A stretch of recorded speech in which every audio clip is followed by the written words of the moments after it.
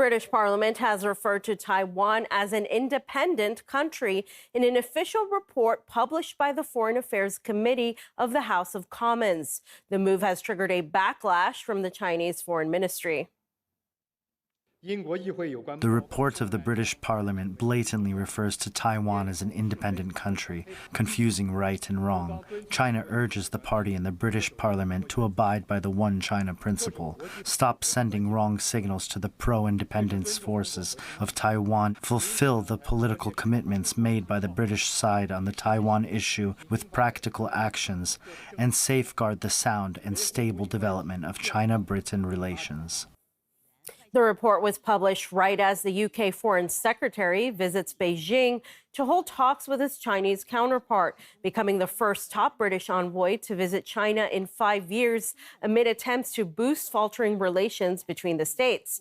The UK officially complies with the One China policy. However, the committee chairperson has declared that supporting Taiwan's right to self-determination aligns with British values. We spoke to a panel of guests who say the UK move risks damaging relations between the countries and is an interference in Beijing's internal affairs. It's obviously trying to undermine Cleverly's visit to Beijing. This is a radical wing of the party, as I said, who was interested in election engineering, not really in policy. The easiest way is to scapegoat somebody else, to blame others, accuse them of not being able to govern is a favorite trick of those who cannot govern themselves.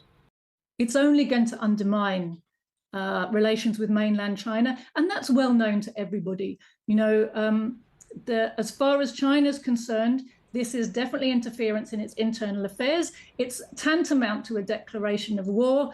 It's saying that they are going to continue to use Taiwan, to arm Taiwan, and to use it as a proxy against China. That's the whole function of the way that Taiwan has always been used by the imperialists, is as a battering ram against China.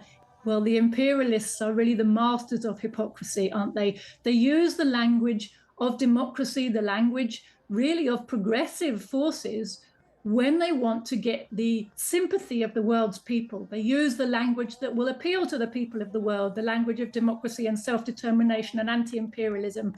But they use it to hide their intentions, which are, of course, have a content which is exactly opposite to democracy and self-determination and national liberation.